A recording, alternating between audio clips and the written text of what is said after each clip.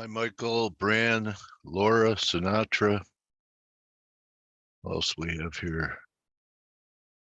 Mike, Delfino, how are you guys? We're getting some pretty critical action and risk. Team, how are you? Everyone doing okay? Good morning, Dale. Hey, morning, guys. So, looks like the yen wants to make one more charge. Tried to reverse yesterday. I'm going to attempt to short, I don't know, maybe 43-ish if it gets up there. And is it just me? I can't see your charts. Really? Okay. New share. Okay. How about this one? Mike. How about this one? You got it now? I can see it. I can see the yen. Oh, just me then. I'm going to come out and go back in again then. Yeah. Good morning, Dale. Good morning. Hey, how are you, Kay? Yeah, very well, thank you. So are you in agreement that it looks like one more high? And yes, sir. And do you think that you could set up a decent short? Maybe not, maybe just for some type of pullback? I got the impression that the Bank of Japan, being who they are telling the people just to sell yen, because don't only look at dollar yen, but look at all those yen pairs are good, creeping higher again. Was this Bank of Japan guy overnight, Neguchi? He said that they are still not ready either. They still want to ease and stuff, and does look like the Bank of Japan is giving the green light for the market to go test the Ministry of Finance again. That's the impression I get from all of this. Okay. Of course, if there's a dollar event for a lower dollar, etc., it will affect the dollar yen side of things. But if you look at the crosses, it's a pretty horrible picture for the yen. Okay. We had some nice follow through in euro. It's only one that made new recovery highs. Looks like it's trying to put a little reversal candle in here. I still think there's a good shot for 112. I'm not long. If I got a break back, if I pulled back towards 108, I'd go for it. I just want to touch on this because I think it's important. See, the S&Ps are right back to the throwover line.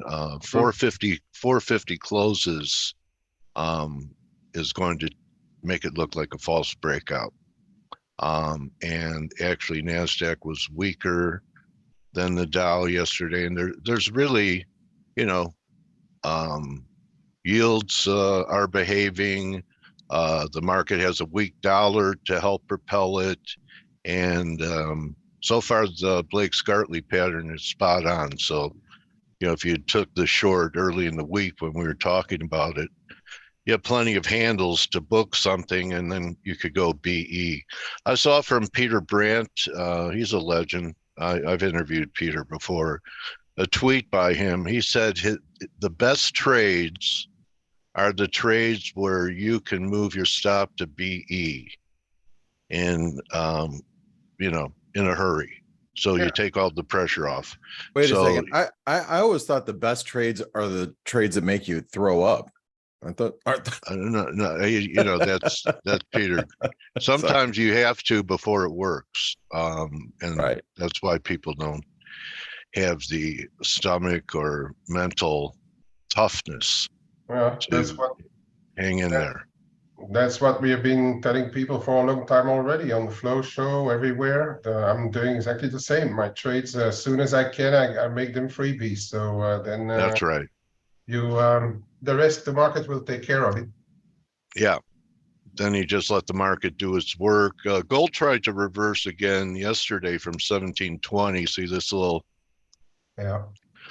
it's, second time it hit Blake's line. Looks like it wants to break it.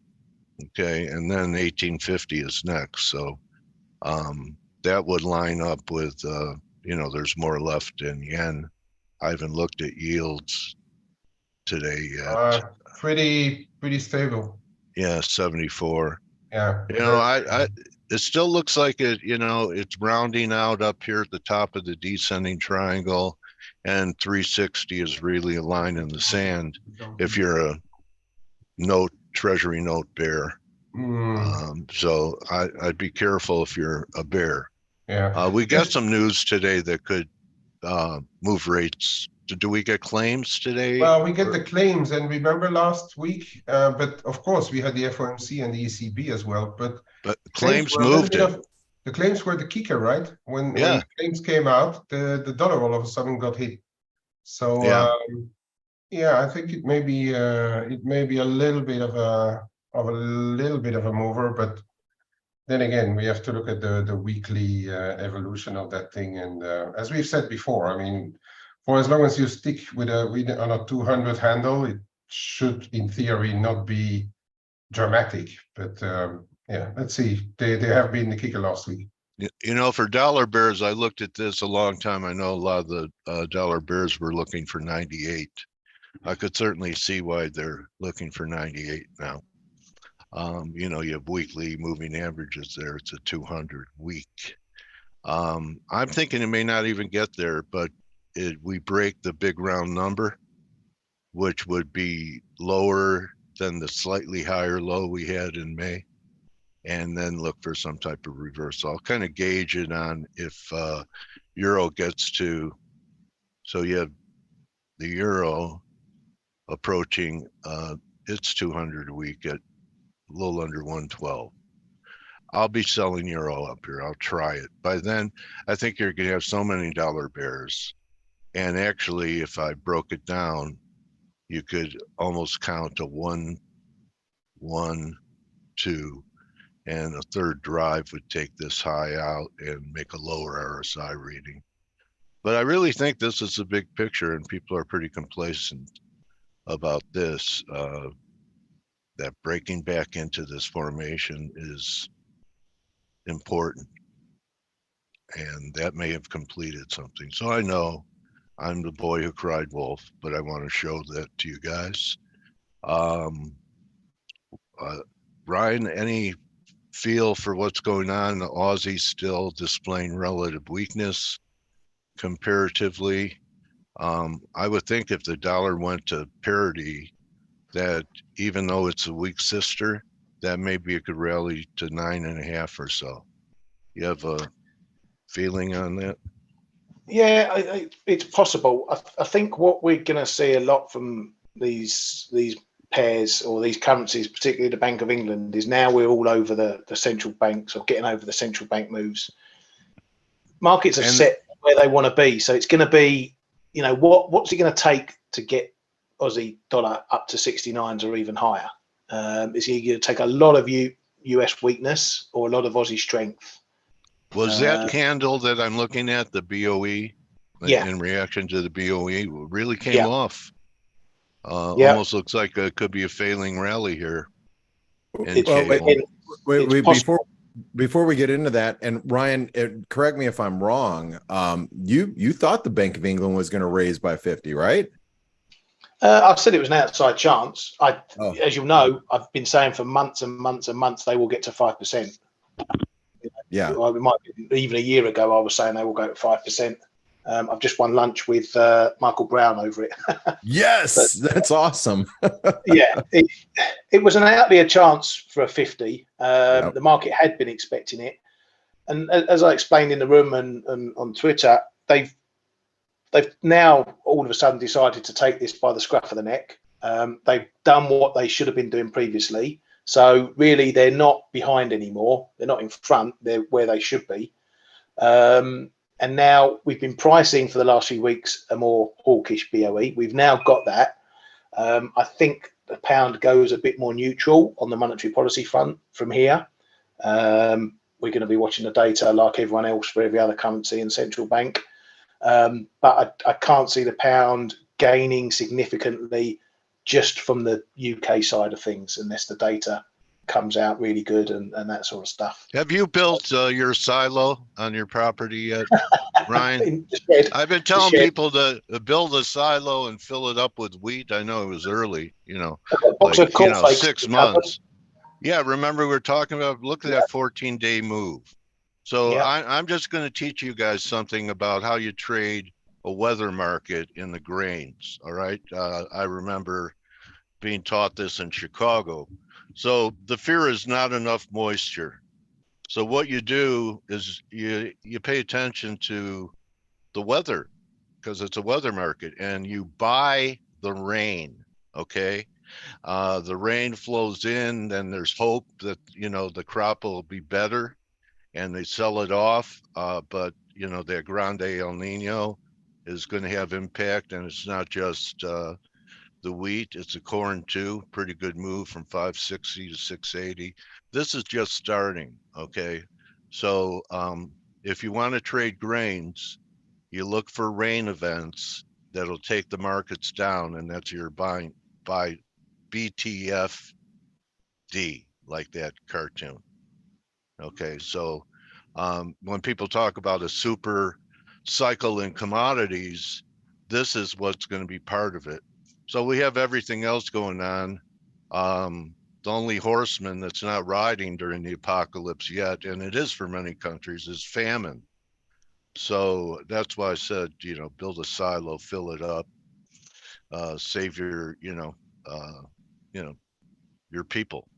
But I think food is going to become the big issue next year, because we really don't have a lot of carryover from last year's harvest. So anyway, it's an asset class. It's been around. They've been trading wheat and the grains. That's what started the commodity markets in Chicago, okay, at the Board of Trade. They're great technical markets too. So anyway, just something else to, maybe you look to buy them and you don't look at it all the time like you do at your FX charts. So I think that the grains will outperform any other commodity, including metals. Okay, so that's my view, and want you guys to be aware that there are other things going on in the commodity market besides metals and oil. Okay. Blake, I've blown my wad. I can do it. I'm one of the best. That's kind of gross. Huh? It's gross. That's kind of gross, and it's not something I really wanted to hear this morning at 5 a.m. So I'm anyway, gonna pass it over to. I'm gonna exit bring me stage in left. anytime. I'm good for 12 minutes. Jeez, I'm gonna exit stage left and hand it over to Ryan. So all right, goodbye. All right, see you after you throw up. Ryan, is that something you wanted to hear this morning, there, Ryan? Well, it could be a wad of money.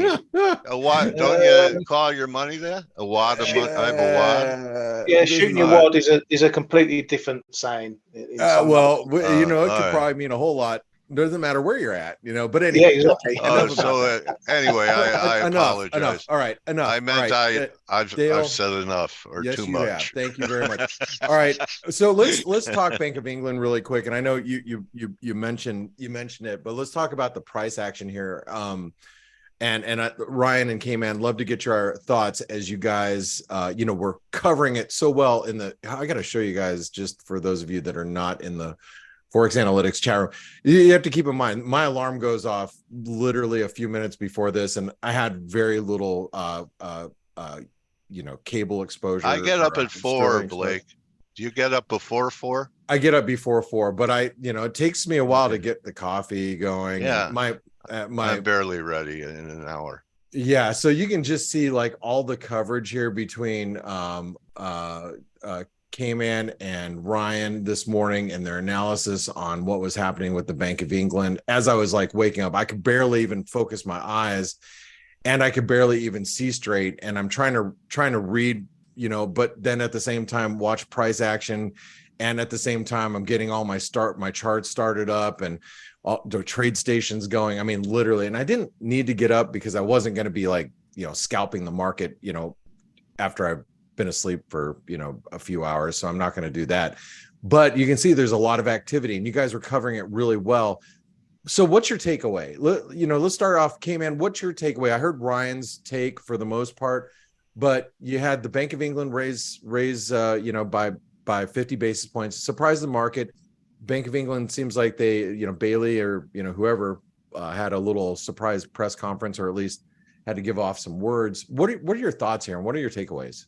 Yeah, they, as Ryan said, already they did roughly what they had to do. I also said on the floor show there was a really good chance that they would do 50 because that's what they should have done, and then they did.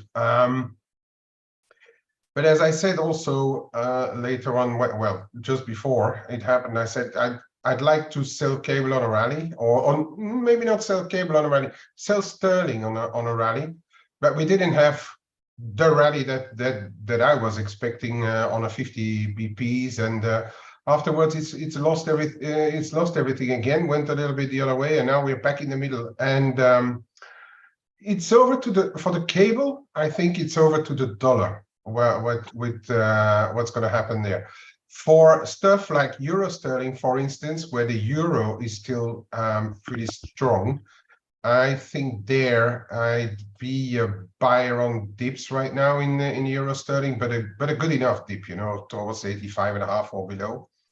Yeah, I was gonna point out really quick before you move on. I mean, we actually did get a little bit of a false breakdown in the euro sterling. Just I guess it was last week. So yeah, okay. Yeah, but there's some stuff going on at 85, around 85.10 as well. Yeah, and I think that's going to be the key for this euro sterling. If it breaks down 85.10, 85, then it's likely going to trade lower. But I think for as long as that holds, it looks like euro is doing better than the sterling. And I know people were watching that very closely, some trading it. Sterling yen put in a high right around that 161.8, right around as well some targets, and that got rejected. But for the yen side of things, I'm not convinced that the yen is ready to strengthen. But yeah, I think it's relatively logic, and now we have to think again about going forward from here in the sterling, and it's not completely crazy or whatever that we are hanging around here in this euro sterling. Market has to digest what the Bank of England did. They were actually pretty hawkish. Yeah, they were pretty hawkish. I mean, from what I'm gathering and what I've been reading. And I'm surprised, and because when I got up, first thing I read was 50 BP basis point hike, and I'm like, holy crap. And then I'm trying to read through you guys' comments as I was pulling up all my charts and everything else, and wiping sleep from my eyes, trying to grab a cup of coffee, and I'm like, okay, if we can get to 129, I am going to be a seller. And I'm surprised we didn't get there, at least not yet, and maybe we will today. This is a pitchfork, would be the highs. The 161% extension move would take us to 129. I was hoping we'd get there, like a spike up there, but I wonder why price came off today. And Ryan, do you have any sense of why you just didn't get a follow through? Yeah, as much as Kay said, you look at euro sterling, the signal was there. From May we've been repricing a more hawkish Bank of England. We couldn't get down to the 85s. Spent most of May doing that, and then we bounced on the CPI, i.e. pound got sold on the CPI.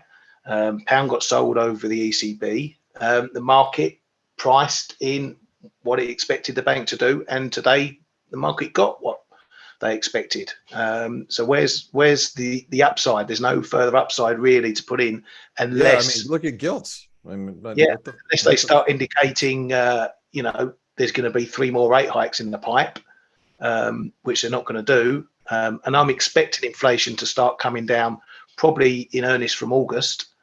This is yet another central bank where we're near the top. And if we're near the top, how much higher can the currency go? Yeah. Okay. Well, what's going to be interesting, guys, that all rates are going to come down. That's the trade for the end of this year, early next year. When does it start pricing cuts? Yeah. So it's also going to be interesting to see which currency dominates, while all our rates will fall probably at a faster rate here. I think. Okay. So those are all great comments. So I got to ask you this. We have we just have the, the Fed chair. Actually, this is going to be day 2 of Powell's testimony. And for those of you that, aren't, listening in, and he didn't really rock the boat yesterday. He pretty much stayed his course. But, he said last week that, we're not going to see, they're not even thinking rate cuts for a few years.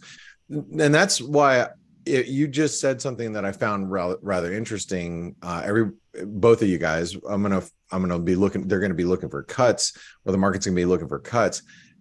But how about if the Fed is like, no, and our inflation fight is not done, and inflation is, let's just say, arguably fairly sticky in the U.S. Maybe it's not in other places. We're seeing all these disinflationary pressures, but let's just say in the U.S.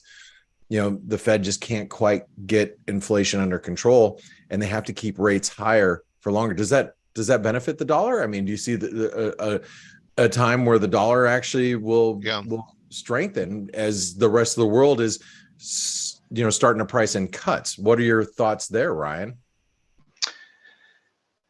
I think the question is, we've had a big trend. I mean, you look at the dollar, we've had a huge trend up, okay, over the last couple of years. Okay. Yep. We're not going to get those sort of big, massive trends now on rate cuts, because we're only talking maybe, 200, 250 pips of cuts, rather than raising rates from 0 to 5-6%.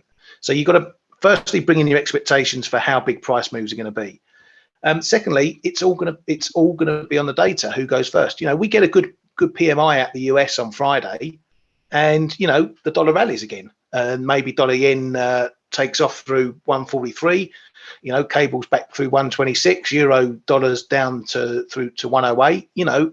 And we're going to play that game in between all the data points for all the central banks. But so range trading is probably going to be the thing that we have to do for the rest of the year. We're going to get some decent ranges. We're going to stick in those decent ranges and play the data in between them. But I don't think anyone should expect any huge, 700-800 pip moves in the dollar or other pairs unless, there's some big news and big shocks coming to the market. That's just not the position we're in right now with monetary policy and the fundamentals. That is a great point. And let's not forget, guys, especially for you currency traders, for those of us that like predominantly trade currencies, which I happen to be one of those people that fit that mold. In the FX market, 85% of the time we're range bound, and maybe 15% of the time we get these explosive moves that we've seen, like whether it's the big explosive move that you've seen in the dollar over the last couple of years, one of these, or you see it in the yen, where you get the big moves in the yen, or whatever currency you're talking about. You just one quick caveat. Yeah. That's one currency where there might be trouble. Because we might get monetary policy shift, right? No. If we don't get a monetary policy shift, but how about if we do? Well, yeah, that's a big move, obviously. But if look at the riskier trade now at the moment is if the Bank of Japan don't do nothing, the global economy is going to head to weakness, recessions. The Bank of Japan have an opportunity to get out this easy policy. If everyone else is now suddenly going to see weaker economies, it's going to spread to Japan. They haven't got out the hole, and now they're going to have to dig themselves further in the hole. And now we've not got the dollar being stronger. Part of the big rally in the dollar yen was what was happening in the US as much as what wasn't happening in Japan. If that comes out because the US isn't strong anymore, they're not hiking anymore, and the yen is weakening and dollar yen is rising on that, that's a big problem. And that's something they're going to find tough to fight with intervention. And that could mean, we're in for another run to the 150s again. But half of it won't be down to what's happening in the US. And that will be a huge problem for Japan in the markets. That's a good point of view. Hey, guys, I'm gonna really, and I'm gonna shift back over to Kman. And by the way, Steve, if you're here, brace yourself for a second. I'm gonna see if you have any thoughts on the Bank of England and the surprise hike here in just a minute. But before I do that, Kman, we have Banxico today. Yep. And they just had their inflation data come out, a little weaker than expected. Do you have any ideas for Banxico? And I got to show you this chart. If you missed it yesterday, or I'm sorry, if you're not in the ForexAnalytix community, let me just go ahead and draw this out for you. If you're not in the ForexAnalytix community, you should. Yes, you should be there. But this, and for sure, this is what we call a head and shoulder pattern for the dollar MEX. For those of you that have been around listening to this show for any period of time, you know, long-term targets, dollar MEX for me is into the teens, lower teens. Head and shoulder pattern eventually going to get us there, but we still have, for symmetry reasons, we still have a good 6 months to build out this. This is a weekly chart, by the way. Who's coughing? You all right? Sorry, I didn't notice I was unmuted. Wow. All right. Well, glad you're okay. We have the dollar MEX head and shoulder pattern. We're right at the neckline support. But Kman, what are your thoughts here as we head into intraday? I think Mexico last meeting already they hinted at possibly having gone enough for where they were supposed to see inflation, whatever. In the meantime, we've seen big buyers of Mexico investing in Mexico. But I think today they may actually, there's a possibility, I'm not going to say that they will, but they may be the dovish surprise amongst the rest of the central banks. That's my feeling a little bit today. They are at 11.25%. They have an inflation of about 7%. They could signal it's okay for now. It's hurting tourism, Blake. You know, the dollar doesn't go as far. Things are, it's not a cheap vacation to go to Mexico anymore. I'll tell you what, it has nothing to do with the peso and has everything to do with the drug cartels killing people. So I'm just saying that from experience. My wife is like, there's absolutely no way. And we've been to so many places in Mexico over the last 20 years together. And she's like, sorry, we're not going there. I'm like, how about, I'd like to go to Ixtapa. She's like, no. All right. And I'm like, okay, well, it's she's expensive now. Yeah, that too. You're right. It definitely is not as inexpensive, but sorry. Thank you, Kman. And it's funny, I was talking to Quasar from Pepperstone yesterday, and he had mentioned that it'd be interesting if some of these emerging markets like Mexico will come out and be a little bit more dovish moving forward. It's not going to tighten the band much on the carry trades, but it might be a little bit of a shift. So that's interesting. Steve, welcome back, or hello. I'm glad you're done coughing. Any thoughts on the Bank of England today before we go into our weekly jobless claims? Not much to add there. I mean, the UK has by far the worst inflation in the developed world, right? So is it a big surprise? No, the only reason somebody could find it a surprise is because we've learned to expect too little from central banks, right? Other than that, I'm on board with Ryan.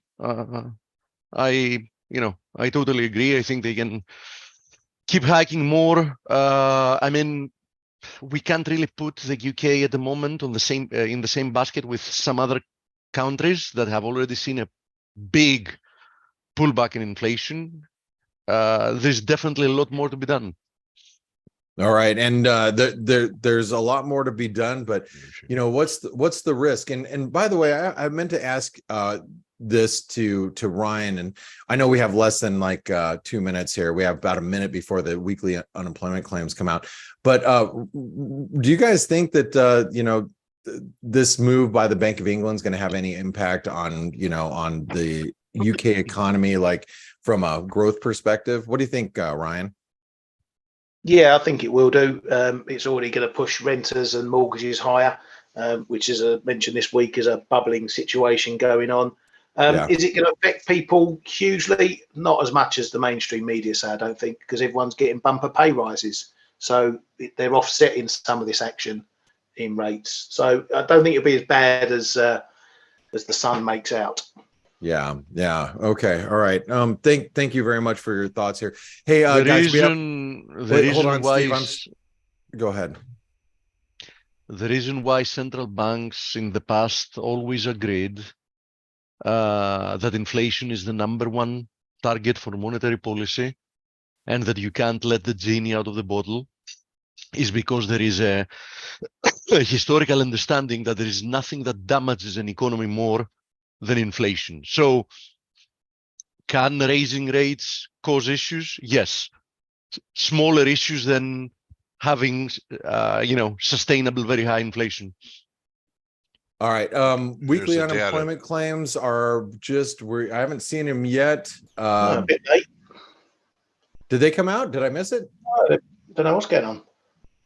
Yeah, they're actually, current account came in. Current account is weaker. 5 years breaking down. So yields are breaking. You can see here's the 10-year. 264 on the jobless, roundabout expected. 260 was expected. Yeah, interesting. All right. Watch out, 360 level on 10 years. That's a very important pivot. Yeah, I was gonna say just really quick, and I can see Michelle, good to see you. One of my favorite ladies in the markets. She's has a hot date with Dale, so I'm gonna pass you over here in just 1 second. But I want to say that the 10-year getting really close. Dale, you were just mentioning that close to support here, but take a look at like the 5-year is on trendline support, 2-year. Yeah. Walking a fine line, you start seeing those that yields start to move. You're going to see a pop in gold, I would assume. You're going to see a move lower in the dollar yen. I'm not sure how stocks are going to respond to that, but anyway, it's something worth noting as we go into yield or watch those yields. Anyway, I want to thank our entire team. Thank you, Ryan and Kman, for the great coverage on the Bank of England. Steve, thank you for your thoughts. Dale, glad you shot your. Never mind, Mish is here. Thank you, team, for being here. I'm going to pass you over to Dale for the interview. Thank you, Blake. Thank you, team. Nice prep for the session for everybody. And Michelle, welcome back to F.A.C.E. How are you? I'm great, Dale. How are you? And thank you, Blake, by the way. You're welcome. Great to see you, Michelle. I'm going to pass Mish over. All right, see ya. Got her. I'm got. He threw a spiral. He threw you in a spiral. Anyway, Michelle, what's top of mind for you with everything that's going on here? We came through a lot of stuff, debt ceiling, hawkish skip. Bernanke's playing hopscotch. Now he's skipping around. Bernanke. Bernanke. Yeah, that's right. I like the Freudian slip. They're all Bernanke to me, Mish. Exactly. Huh? We stopped at Bernanke. Yeah, it's 5:30. So, and I am really, I'm getting a little not as sharp mentally as I used to be. So, I forget things. So, ever go into a room and ask yourself, why did I come in here? Yeah, but I've been doing that my whole life. All right. So, I'm a little better with the markets and, taking care and guiding my life. So, what is really the key development? And, I talked a little bit today about the grains, and I've been telling people to build silos in their backyard for about 6 months or a year and store some wheat. When we talk about a super cycle in commodities, I'm not sure that it's really gold and silver or oil, but I think it's more of the agricultural ones, and we've had everything else happen. We have wars going on, so we've had pandemic. So now I guess we're due for famine. Well, this is a very good point and an interesting place to start because, like you say, there's so much going on. We can talk about a million things. So since we don't have time for a million things, let's start there. Yeah, you and I have talked about this for a while, that food was going to be the stickler, if you will, in terms of persistent inflation. And it's probably the one thing that is really hard to interest rate way you're out of, because you can raise interest rates, but it's very hard to do demand destruction on basic staples. And obviously grains would be in that category. I think that the reason why we saw the big dip from the highs in the grains was because there was all of a sudden an alleviation of some of the supply chain issues. Yeah, But with now, Russia, right. Okay. But I think Very Russia is, it's very hard to know what Putin's going to do right here. I think there's two ways it can go. I just kind of like, not that I have any insight into the psychological profile, so let me just say that, but just from a speculation of when somebody has the back against the wall, right? What do? It's fight or flight. So if we look at that, he can either be a desperate person and just say, that's it, I'm taking this to a next level, which he's threatened, or he can, disappear and go into exile somewhere. We don't know. But what we do know is that Mother Nature is here. And I read yesterday that even the Russian wheat crops have been impacted by drought. And of course, that's what we're seeing here in the US. Those reports came out last week from the USDA. Some more crop reports came out yesterday showing that there's just not enough, even here in the US, and they've certainly had problems in other countries as well. So this is going to be the key for inflation. We've seen demand destruction in many other types of commodities, obviously, and I read today that copper went down a lot in the LME after the Bank of England raise. But in terms of food, I think what happens is, and this is what you were alluding to, Dale, is if people don't have enough to eat or they have to pay ridiculously high prices in order to eat, that's where the social unrest factor comes in. And that's kind of that would be, I think, the worst case scenario for everything, geopolitics, for just life in general for people. It trumps everything, excuse the pun. Yeah, it does. It absolutely does. And, we haven't seen it that much in society, but it's certainly possible right now. And so we'll see what happens. I mean, I'm really hoping that doesn't happen, but I'm certainly prepared for what if it does. And I heard El Nino. Exactly, El Nino. I mean, here in the Southwest, not that we're a big growing region for anything but chilies, but what the weather here has actually been sort of the opposite of what you usually think about. We're usually very dry. We were very wet. But now we're heading into the dry season, and that's the problem. So you're going to have hurricanes and floods and typhoons and tornadoes in some areas of the world, and then you're going to have this persistent drought in others. So like I said, it's going to be how much it affects people, and raising the rates just aggravates people even more and doesn't necessarily control this kind of inflation. Yeah, they can't print corn. Do you remember trading grains in the 70s, 80s, and in a weather market, you bought rain breaks? Right. If it rained, it gave people the bears some hope that prices would come down and we'd get a good crop in. So I was telling people, you buy the rain. Right, except that we're now in the point of the season where too much rain would be just as damaging. So a nice light sprinkle to give some relief, yeah. But there's already been a lot of crop damage. Okay, so I want your take on what you see here in S&Ps. We've had this huge performance. Are you in the camp that we've started a new bull market, Michelle? No, let's put it this way. I measure my bullishness on what the small caps, retail sector, transportation sector do. And, those are my inside sectors of my economic modern family, and they're there for a reason. And then, of course, semiconductors, which is also in the family, has led this way up. And we've seen this before. We've seen technology, growth stocks, semiconductors lead in other bull markets. And it always gets to the same point where they lead and they run and everybody piles in. And I have to say, happily, the retail investor has done very, very well. And it's been more on the institutional side that they've not only been bearish, but selling into this, but they've totally refused to participate. So once the Russell 2000 got up, so I think last time I was on, we talked about that 23-month moving average and how it was a 2-year cycle within a 6 to 8 year cycle. Well, the S&P cleared it, semiconductors cleared it, even transportation now, which is like our best hope right now, has cleared it. But the Russell 2000 got right to it. And the reason why that's Right up important, there at 87. Yeah. it was like 190. I mean, it was almost Yeah, like, okay. actually, it's a little higher. It's like 193. But Yeah. I kept thinking that have fun, have a party. And certainly we did. I mean, we have these quant That models. was a hell of a rally.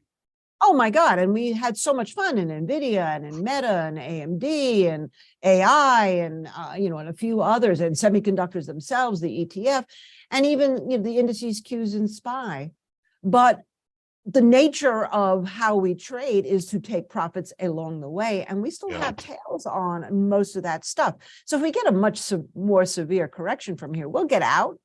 Either a break even or a little bit of profit, but we're certainly not adding at this point. And I think that's the math. But if I'm looking at it as an analyst, it's because we're not really seeing any true expansion. We saw expansion in growth stocks because there was this flight to safety, and then it became almost like a mania.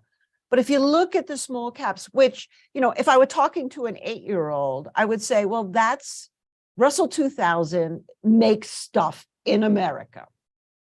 And so we have to see, excuse me, we have to see a point where that's expanding to where it trickles into a growth in the economy and the GDP. And we're not seeing that yet. All we're seeing is it got right to the resistance while everything else was flying. And now things are starting to come off. So we got to watch those. I'm sorry, go ahead. No, it's okay. I think that the issue for business in America is expressed by what's happening with the regionals. And I don't know about you, but no one's worried about our banks anymore. It's like we just solved it. Yellen says there'll be consolidation. To me, that's code word for more failures.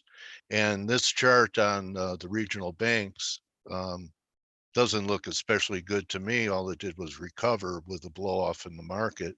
And I think it's destined for new lows. That also could put a damper on Russell stocks, because that's where, you know, that was their central nervous system to get things done, were these banks where they knew the people, knew the businesses, and they had lines of credit to do business. And that's going away. Do you think the banking crisis is over? Well, I would venture to say whether it's over or not, but to your point, and it's interesting how the relationship of the Russell 2000 and the regional banks, which is also a character in my family, and I call the prodigal son. And Dale, no one knows the Bible better than you, but you know the story. Or the prodigal son. You know, I've run away quite a few times. Well, the prodigal son, right, in the Bible, I mean, and I'm giving a very rough sketch of it. It's not like I'm an expert on it by any means, but it's always struck me is that he came back, asked for forgiveness after squandering all the money, and his father, in this case, grandfather, if you will, for the Russell 2000, did actually give him back the money, which he squandered again. And that's really what happens with the banking system and has happened for decades. I mean, this is not a new thing. What's interesting about it is that it's affected the regional banks more than the big banks in this case, because that's also very tied to commercial real estate. And people talk about that as this catastrophic event in the making. With, I've heard statistics like in New York City, for example, there is basically a 50% vacancy rate in commercial real estate right now. No one wants to go back to the offices. But you know, it's not only regionals though. You know, look at Goldman. Goldman looks pretty. The XLF looks exactly like the regionals, except the magnitude of the first drop. Exactly. So getting back to your point, we have to keep an eye on it. Absolutely. What was so amazing this year alone is that the regional banks in March were the reason why we went down. Member of the Modern family, and it was Sister Semiconductors, you know, I like to call her Sister Semiconductors, is the reason why we were able to carry back up. And everybody else in the family kind of got dragged along, but up into this resistance. And I think you need to look at the retail sector here. If you look at XRT, that's the one I like to use.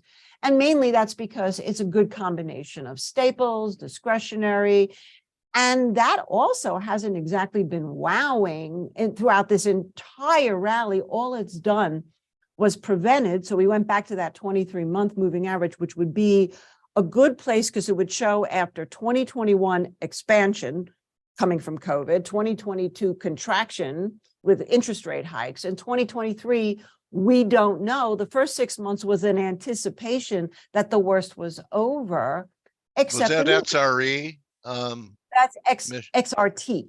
XRT, okay. Yeah, Okay. let's put that. Go ahead, sorry. Right. And the consumer, meanwhile, I mean, yes, we see the consumer alive in restaurants and traveling and in shopping and things like that. I still see gold. Oh, there we go. Yes, there you are. Is that Not impressed. Yeah, that's it. The retail yeah, ETF and if you look at the 23-month is much higher, never got there. And what's concerning me, and people say, well, do you think we're going into a recession? I'm still going for stagflation here, except if this particular ETF breaks down under, right now it's trading at around 62.20. Right. If it can get back over 63, then we've absorbed another shock with the Bank of England. And right now, people probably not really believing that we're going to have any kind of reinflation anywhere. If this breaks down, though, to me, this would be a very key indicator right here, even more than the banks. If this breaks down, let's say under 50, 56, you know, this is 70% of the GDP consumer. Then we really know we're starting to see some level of real demand destruction, number one, and concerns about recession. And so right now we're sort of back in that stagnation where it's not wowing anybody, but it's not necessarily in the danger zone. And so from the overall macro picture, I'm sticking with stagflation until proven wrong, essentially. Okay. And that's what they're saying in England right now, you know, and then in terms of the housing market, I mean, that's a whole other interest. I mean, the housing stocks have been you know, like Bitcoin of the, you know, exactly. I mean, when parabolic moves, the home builders. Right. Which, you know, again, was inflated by the, for lack of a better word, by the media, that we were having some kind of a housing crash and crisis, when I was thinking to myself, well, if you go back in history, 5 to 7% interest rates to buy a home was actually pretty much the norm. There's still a lot of shortage of supply. And you have this sort of really almost a reconfiguration of the United States where people are still flocking from California in particular. And I say this because where I live in Santa Fe, we've just had this population explosion with a housing shortage. And I know there are other pockets in Colorado, and even if you look at something like Austin, Texas are having the same kind of issues. So I never thought we were going to see a crash. To me, a crash would mean that people are just stop buying homes and there's too much supply. And I haven't really seen that yet. So that's who's going to give up a 3% mortgage? How could there be a crash? The only way we get supply on the market is BlackRock goes BK, and all these hedge fund landlords have to cough up the homes that they own a good percentage of homes in the country, or people lose their jobs because they'll walk away from their car loans, their credit card loans, but not their house with 3% money. They'd have to lose their job. Right. And this is the kind of thing when you see sort of a quiet revolution that can happen if food prices in particular get too inflated and people get fed up with a lot of things. And again, not to be political, but the government spending is out of control. The money that I've been reading headlines that are going still into the military spending. I mean, you know, we're still a country that, regardless of what the narrative is from who's ever on top, we still spend a tremendous amount of money on the military and protecting other countries, and not as much in our own supporting of the people here. And that's really where you're starting to see in other countries, like what's happening in the Sudan, France. Oh, France loves they just love to revolt over everything. I mean, that's like a big thing about being French. But it does give you, and I don't mean this as an insult to the French. I think it's great, actually. They love drama. They love drama, and they're inventors. I know. I have a French friend, and he would always come to me when there was a problem here. He goes, why aren't the people in the streets? You know, they're just going about their business. How come they're not all in the streets? I go, I guess it isn't bad enough yet, but we're still very, very complacent. And regardless of what issues come up politically, really the only thing that makes people finally throw in the towel and decide to do something about it is when it really hits their pocketbooks. I mean, that's also just go back to the Revolutionary War. It was the taxation without representation, kind of the final straw. Tale of two cities. Right. Yeah. Well, don't you feel that way? When I hear guys like Larry Summers, who is blue blood and went that route, and talks about the surprising strength of the economy. I say, Larry, come out of your ivory tower and go into our cities. Then you'll be surprised. And by the way, that's part of the problem that's happening with the analysts from the big banks is their number. Anybody who's just crunching numbers right now can't necessarily be getting it right. And that's been one of the problems. But, and Dale, you and I can have philosophical conversations about the world, but let's go, let's do something. Let's go to metals, because I know you've liked silver for a long time, and it's had hopeful moves, and gold has had hopeful moves, and the action the last couple of days has been, even with a weaker dollar, the metals haven't performed. Do you have levels lower where you're looking, if you have an opportunity to buy silver? Well, silver right now, right where it is right now, is starting to look relatively interesting to me, because look, it's right at the 200. Where it is. Yeah, it's sitting right there. And just below that, you've got a couple of other moving averages. But we're looking right now again at that 23-month moving average. Silver has not broken down beneath it, or it did, but it hasn't really broken down enough to be substantial. So it's still showing me, if you step back, it's in a period of expansion. It's just correcting. So the question is how far is it going to correct? Now, we had gotten out of gold, because we're traders, right? We're not going to sit, we're not buy and hold. And I don't care what it is or how much I love it. We're never going to be a buy and hold. You have to be tactical in every asset class right now, or you're not going to make a living.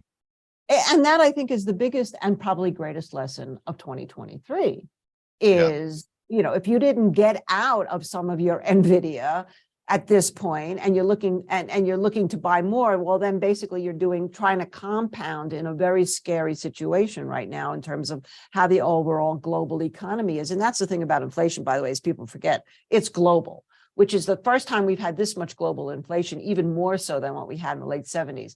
But getting back to silver right now, it's interesting because, yes, this is probably why people argue with me and say we're going into deflation or disinflation. Just look at the metals. But look at the metals. I mean, they're still way higher than they were. They're still so incredibly, particularly silver, so undervalued. When you think in 1980, it was trading at $45 an ounce.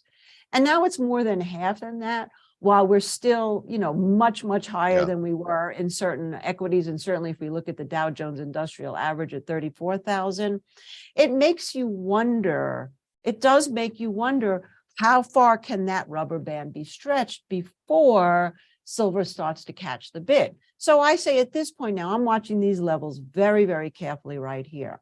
I wouldn't be I have two moving averages right around the 22 level. Looks to be a pretty important level.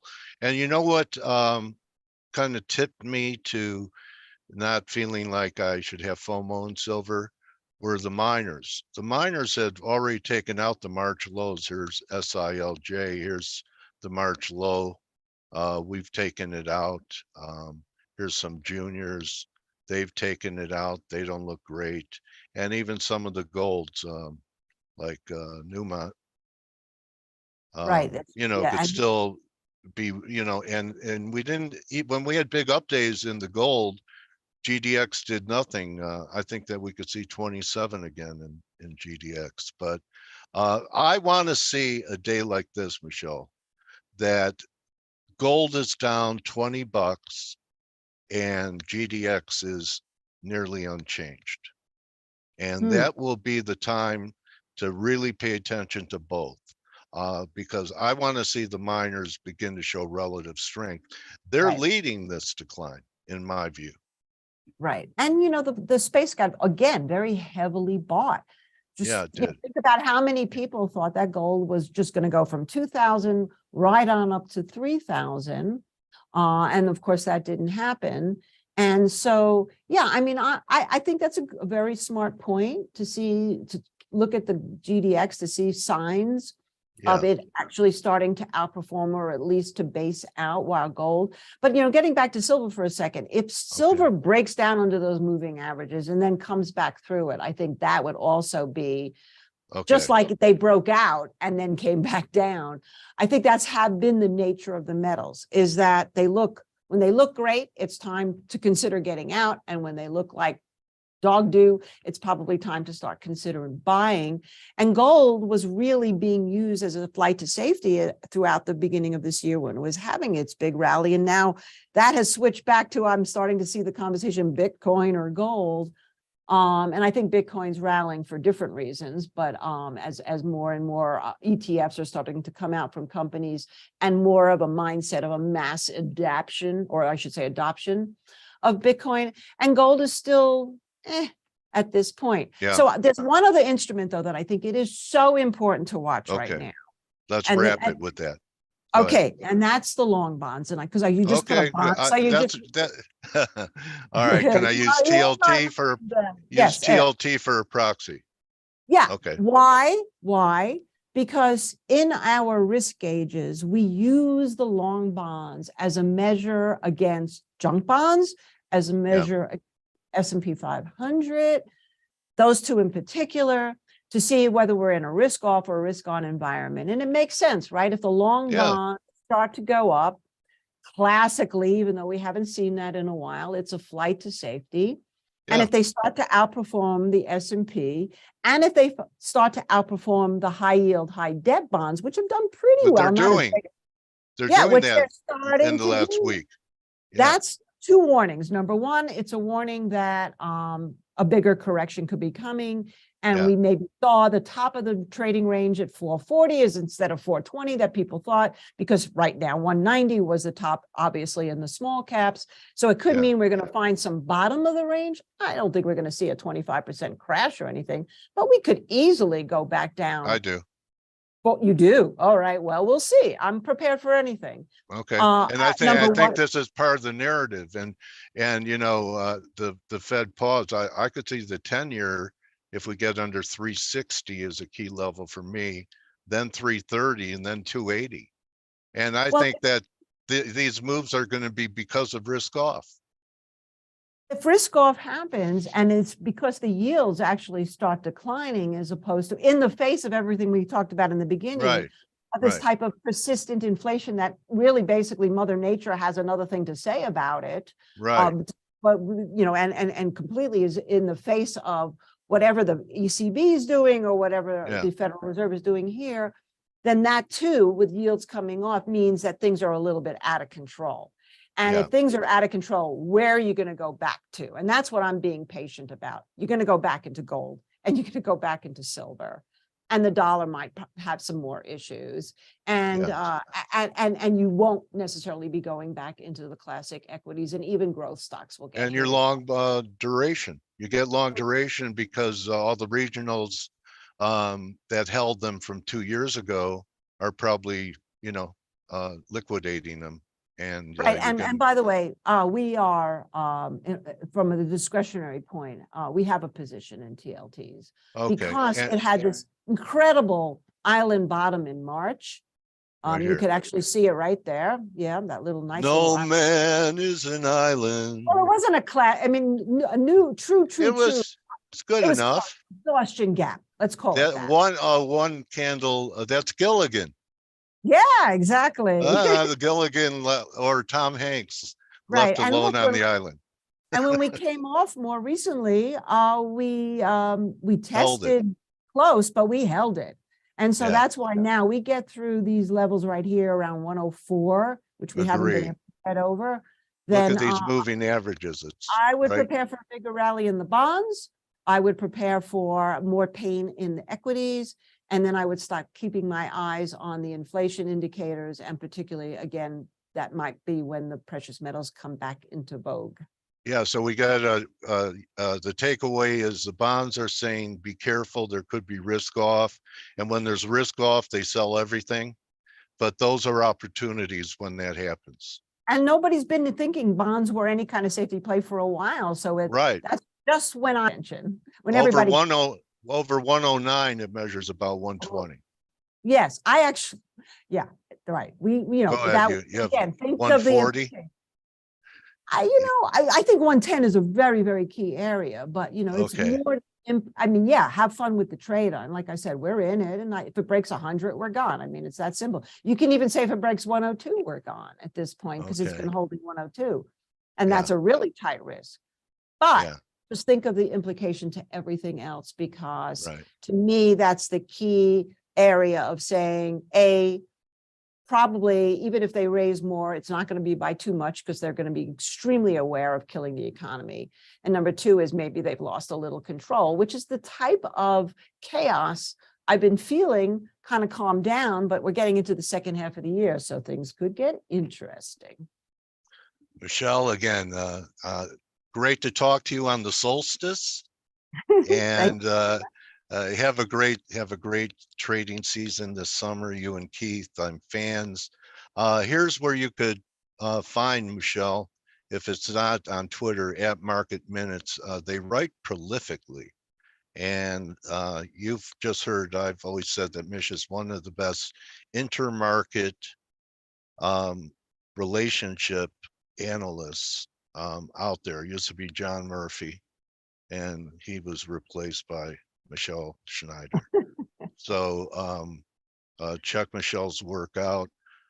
Thank you so much, Michelle. I look forward to seeing you every 3 months or so and getting caught up, and I learn from you, or you reinforce some of the things I've been thinking. So you helped me today, Michelle. Thank you so much, Dale. That's so kind of you. I hope you stay well. And thank you, everybody, for listening in today. All right, everyone, at Market Minutes, Michelle Snyder, and follow her and learn. And plus she offers actionable trading ideas and programs and everything. So thanks again, Michelle. Look forward to seeing you down the road. Say hello to Keith. And you're a great watchman for us on markets, and your modern family really does tip us off to why we all want to be hermits. All right. Anyway, great laughing with you, Mish. Okay. You take care. Take it easy. Bye-bye. All right, that's a wrap, everyone. You could join the team in 13 minutes on the Morning Edge. See everyone tomorrow to wrap it up. TGIF. Good luck. Thanks again, Michelle. People are thanking you. Great interview. Laura's thanking you. All right, so that's a wrap. Don't just count your pips, count your